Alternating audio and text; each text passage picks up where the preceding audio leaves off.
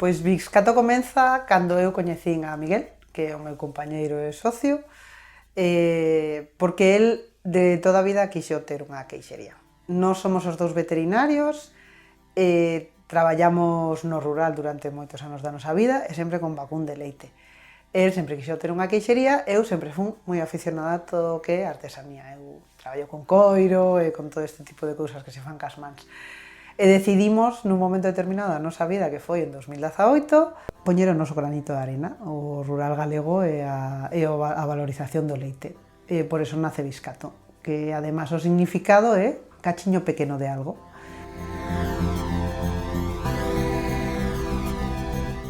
Traballamos con un único proveedor de leite, é un proveedor que está relativamente cerca de aquí, no concello do lado, e ten leite ecolóxico.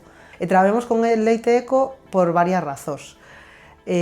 Primeiro, porque é a única certificación que se encarga de decir canta cantidad de terreo ten que ter cada vaca. E cada vaca ten que ter unha hectárea de terreo para pastar. E a maior parte da produción alimentaria dunha granxa ecolóxica ten que ser propia da granxa, non ten que ser comprada, só lle permiten unha parte pequena.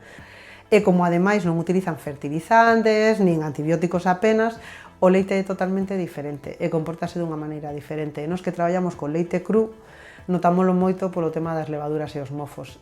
Traballa moi diferente o leite ecolóxico, aparte de ser moito máis amarela, porque se pastan as vacas, o leite é moito máis amarelo.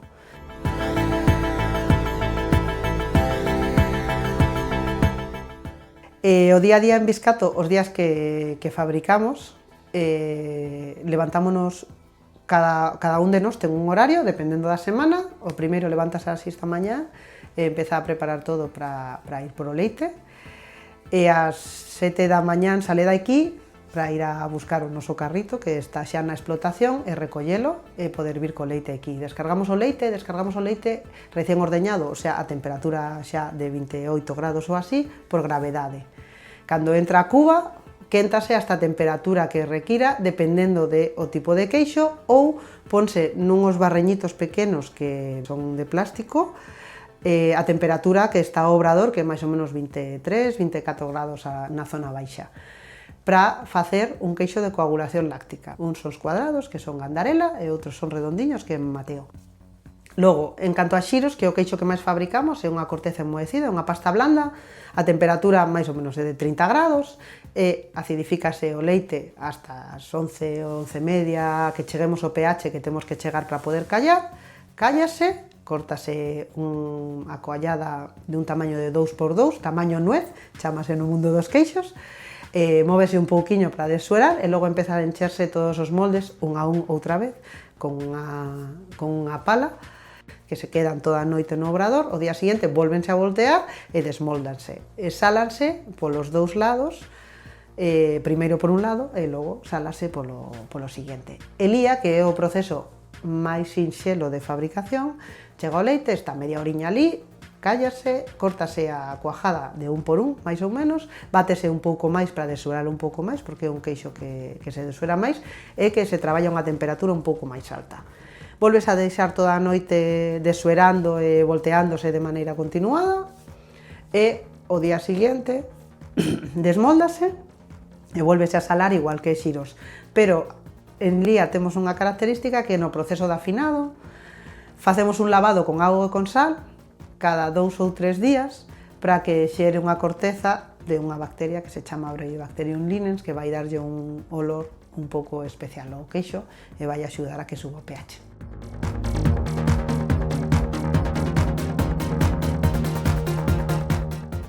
Todo o noso proceso de creación de marca foi un proceso bastante trabajoso, se o queres chamar así, porque o nome foi decidido despois de pensar en moitos, e demostraba moi ben o que nos queríamos ser, non? Que era ese pequeno granillo de arena. Pero, si ves o significado en portugués, é a comida que levan as aves no pico para darlle de comer ás crías. Isto era un proxecto familiar, entón era como moi bonito poder ter esa definición tamén. Así que a etiqueta basouse todo o tempo neso. Biscato, se vos fixades, está na etiqueta de xiros, que é onde mellor se ve, en color cobre, faltalle un cachiño a Q, porque biscato escríbese con Q na nosa marca, faltalle un cachiño a Q, que é xusto o anaco que nos queda desa palabra, e ao final da Q é como un rabiño de vaca. E logo todo o que hai ao rededor son flores, erva, nenas correndo, animais, e xusto era eso, non?